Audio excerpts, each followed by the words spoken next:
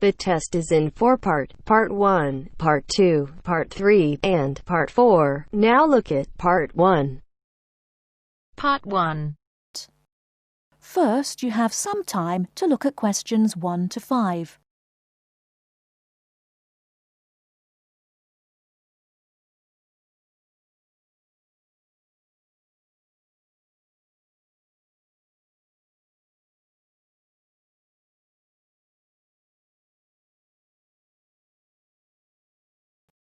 Now we shall begin. You should answer the questions as you listen, because you will not hear the recording a second time. Listen carefully and answer questions 1 to 5. Starting at the beginning, you can see the on-off switch just beneath the two lights. Having turned the machine on, these lights now become very important. When the light on the left has gone out, you can begin making coffee, as it means the water is now hot enough. Next to that is the water level light. If this is illuminated, it means the machine does not have enough water. It is essential that you turn the machine off and add more water the moment this light comes on, otherwise you could damage the heating element. Once you have checked that both the heater light and the water level light are off, make sure the filter holder, that's the part with the handle just under the control panel, is in place. Once you have your cups ready, it is time to press the coffee delivery switch. That's the button just above the filter holder beside the boiler meter. Remember to take a quick look at the meter as it tells you the exact temperature of the water. On both the left and right hand side of the machine, on the same level as the filter holder, you can see the steam pipes used for heating milk. These steam taps need to be cleaned regularly to avoid blocking. And finally, if you do spill any coffee, don't worry. Just make sure that the drainage pipe at the bottom of the machine is leading into a sink or a suitable waste container. As with the steam taps, the drainage pipe needs regular cleaning.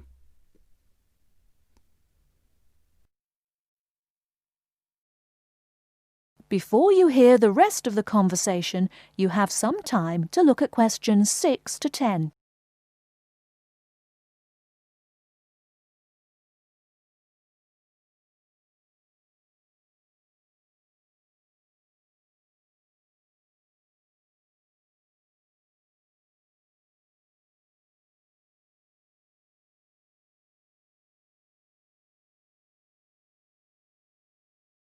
Now listen and answer questions 6 to 10. First and most importantly, I'll tell you where you should go from tomorrow for your lectures and classes. The Health Sciences building is on the west side of the campus, opposite the library, beside the History department. As you are probably aware, there are 6 modules to the course, which will take a year to complete. That's 2 modules each term. In the first module of this term, you will be looking at current laws with regard to health and safety in the workplace. Don't forget that as you progress through the course, you should be building your thesis. This will need to be completed by the end of the year. Coursework will also be credited to your final grade, but the most important part of the course is the thesis. Now, the final thing I want to tell you, and again you should know this, is that there will be a number of guest speakers throughout your course. They will come from a number of different medical backgrounds, but they will all be giving you their views on the relevance of health sciences in their occupations.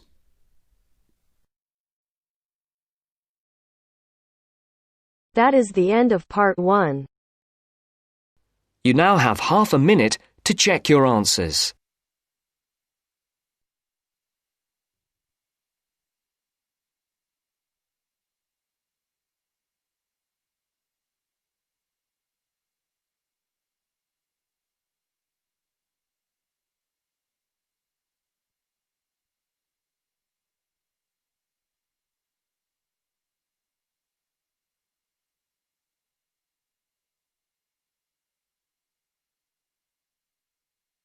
Now turns to Part 2.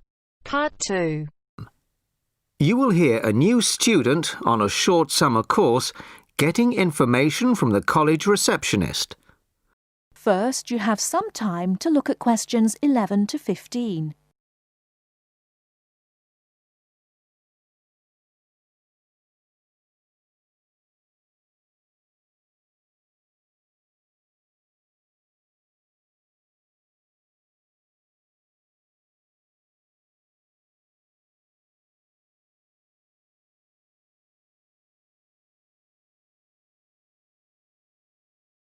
Now, listen carefully and answer questions 11 to 15.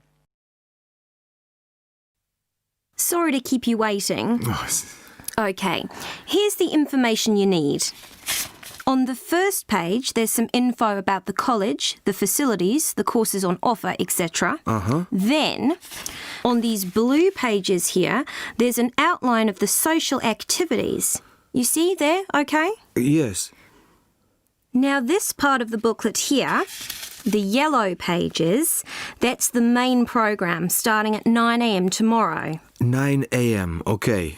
So all the new students will be gathering in Herville Hall at 9 o'clock. Sorry, where? Herville Hall. I'll spell it for you. It's Hervill, and then Hall for hall, of course. It's the big white building by the entrance. Okay, I've seen it. Right. Anyway, you'll be in there for an hour. First, the Director of Studies will explain the various courses we offer and the requirements for them. Then for the second half hour, the social organiser will tell you more about the social program and Saturday excursions. Is that all clear? Yes, I think so. Then where do I go after that? Yes, OK. After the talks in the hall, there's a break. And then at 11:15, go to classroom 4 to have a placement test. 11:45. This placement test is to find my level in English? Exactly. Then, after the test, all the new students are invited to a special welcome lunch. In the cafeteria? No, not for the welcome lunch. It's in a restaurant near the school, an Indian restaurant. Oh, okay. I don't think I've ever tried Indian food. Do you like spicy food? Yes, I do. Then you'll love Indian. Before you hear the rest of the talk, you have some time to look at questions 16 to 20.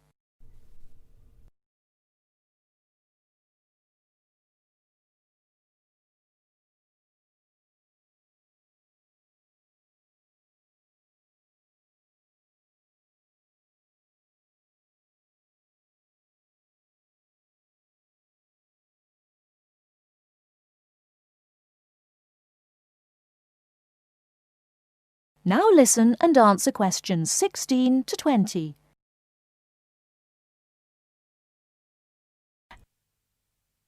So, where's the Indian restaurant?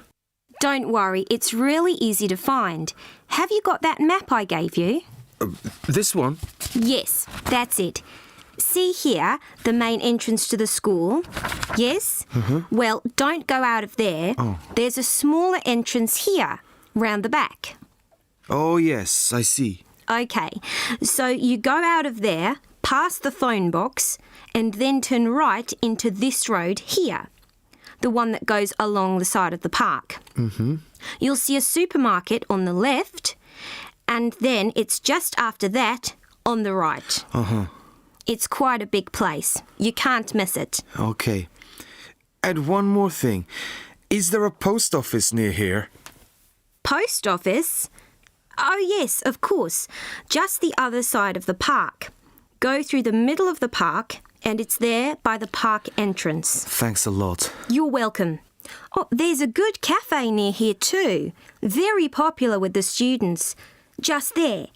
You go out of the main entrance into Varley Road, then turn left at the bank, and it's at the end of the street. They do amazing coffee. That's great. Thanks very much. No problem. Enjoy your course. Thanks again. Bye. That is the end of part 2. You now have half a minute to check your answers.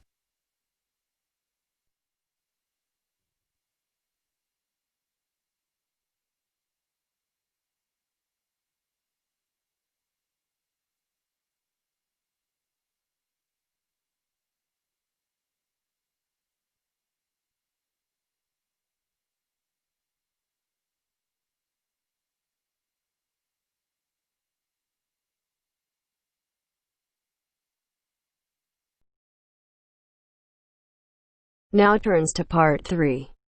Part 3. Hear a conversation between Mrs. Lamb, a member of the staff in a large hospital, and Andrew, who is a student in the nursing school. Mrs. Lamb is explaining the rules about visiting hours in the hospital. First, you have some time to look at questions 21 to 24.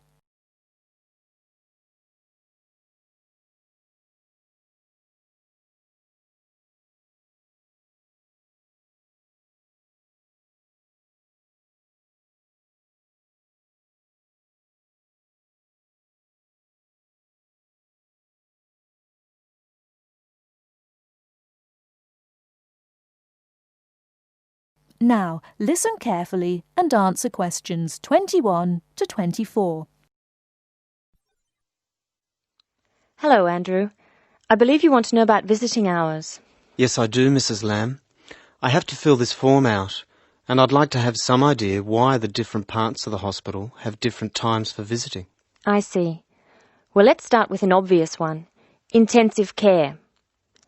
People in intensive care are very sick indeed, and for that reason, we say that visitors can come between 6 a.m. and midnight. I can understand that. At the other end of the scale, our maternity patients are usually quite well, but we restrict their visiting hours from 8 a.m. to 8 p.m. We find they get very tired if we permit visitors all the time. I see. What about the surgical wards? The doctors prefer to do their rounds early in surgical, so visiting hours are 9 a.m. to 9 p.m. Surgical patients are often on very heavy painkillers, and they aren't really very good company for their visitors. But surely the visitors come to cheer up the patient, not the other way round. Of course. And often the visitors are able to help the patient a lot. That's why we allow visitors all day, the full 24 hours in the emergency ward. They help comfort the patient while they're waiting to be diagnosed. Of course, it's not just everyone who can visit a sick patient. People in intensive care can only be visited by their immediate family. What's more, we only allow 2 people in at any time.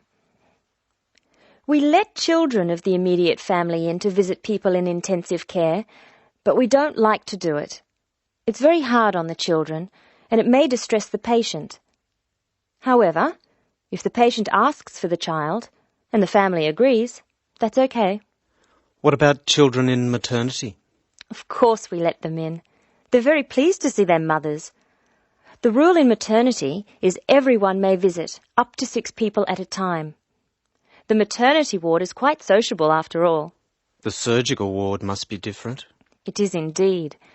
We don't allow children in the surgical ward because of the danger of infection. And as you know, we restrict the hours. There are a lot of procedures which must be carried out on surgical patients, and we only let 2 visitors come in at a time. And in emergency, people are allowed to visit all the time? Oh yes, we rely on patients' relatives to be there for them, and we permit everyone to visit the emergency department at all hours. However, we restrict it to 3 visitors for each patient. Otherwise, the room just gets totally crowded. Before you hear the rest of the talk, you have some time to look at questions 25 to 30.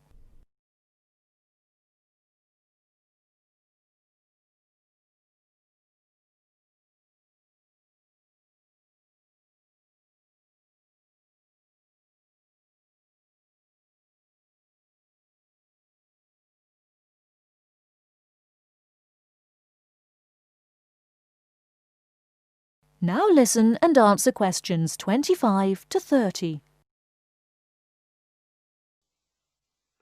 Now I have your schedule for the next week's observation sessions. Are you ready? Yes. Where do I start? On Monday, you'll be in male surgical in the morning and in female surgical in the afternoon. You'll be following Dr. Shea on her rounds. Thank you. And on Tuesday? On Tuesday, you'll be with Dr. Thomas in the morning and Dr. Robertson in the afternoon.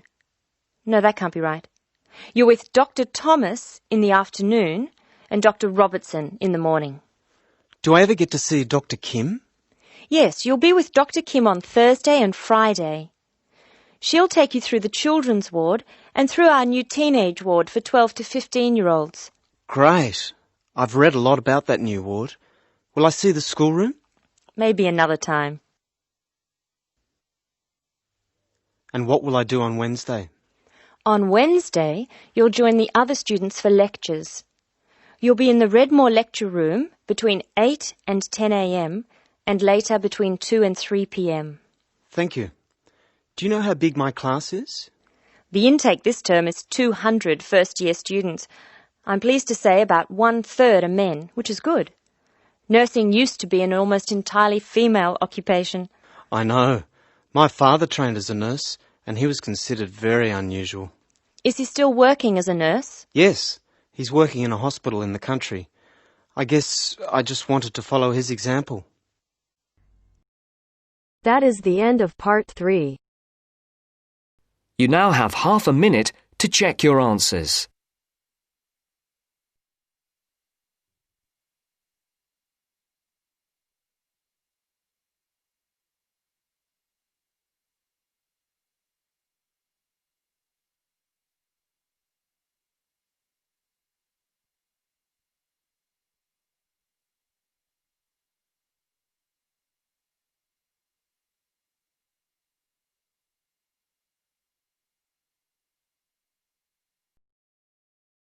Now turns to part 4. Part 4. You will hear a lecturer talking about dust storms. First, you have some time to look at questions 31 to 36.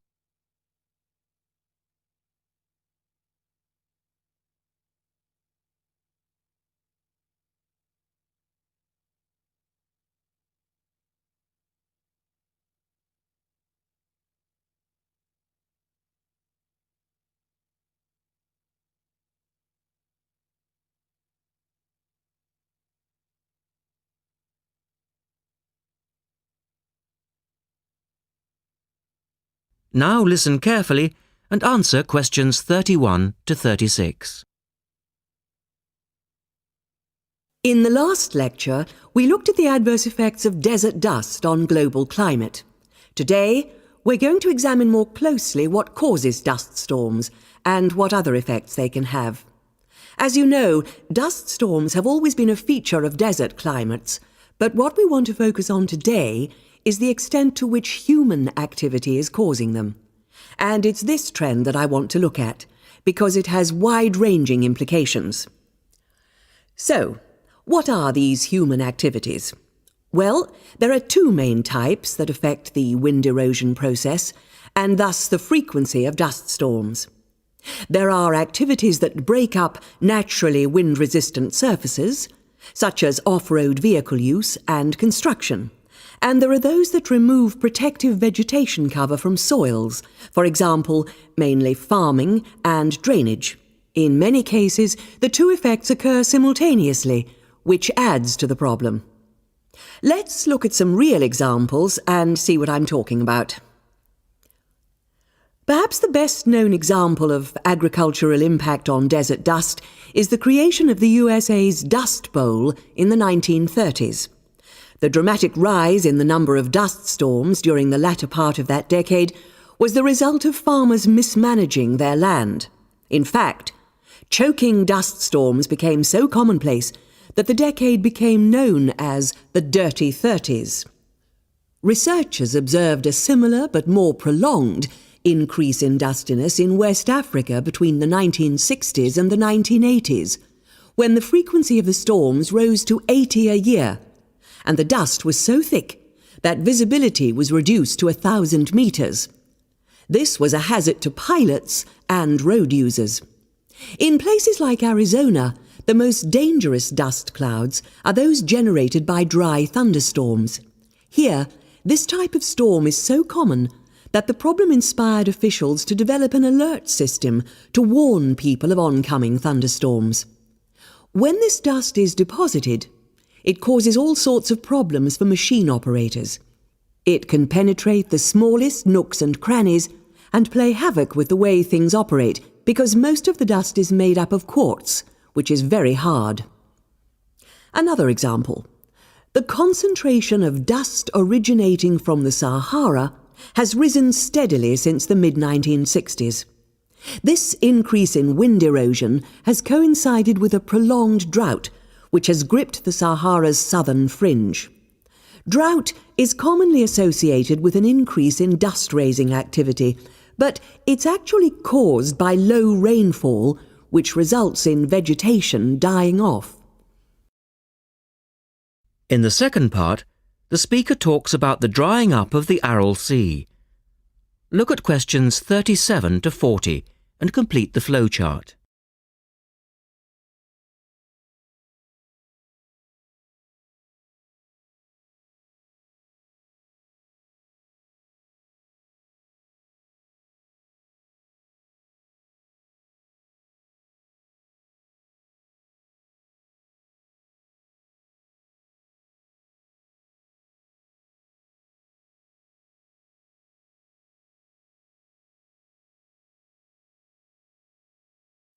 One of the foremost examples of modern human-induced environmental degradation is the drying up of the Aral Sea in Central Asia. Its ecological demise dates from the 1950s, when intensive irrigation began in the then Central Asian republics of the USSR. This produced a dramatic decline in the volume of water entering the sea from its two major tributaries. In 1960, the Aral Sea was the fourth largest lake in the world, but since that time it has lost 2/3 of its volume. Its surface area has halved, and its water level has dropped by more than 216 metres. A knock-on effect of this ecological disaster has been the release of significant new sources of wind-blown material as the water level has dropped. And the problems don't stop there. The salinity of the lake has increased so that it is now virtually the same as seawater. This means that the material that is blown from the dry bed of the Aral Sea is highly saline. Scientists believe it is adversely affecting crops around the sea because salts are toxic to plants. This shows that dust storms have numerous consequences beyond their effects on climate, both for the workings of environmental systems and for people living in drylands. That is the end of part 4. You now have half a minute to check your answers.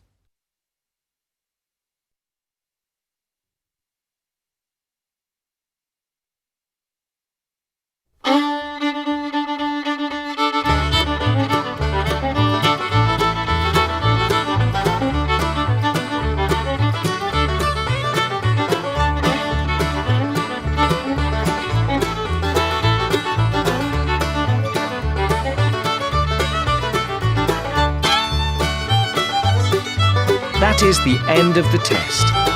You now have 10 minutes to transfer your answers to your IELTS listening answer sheet.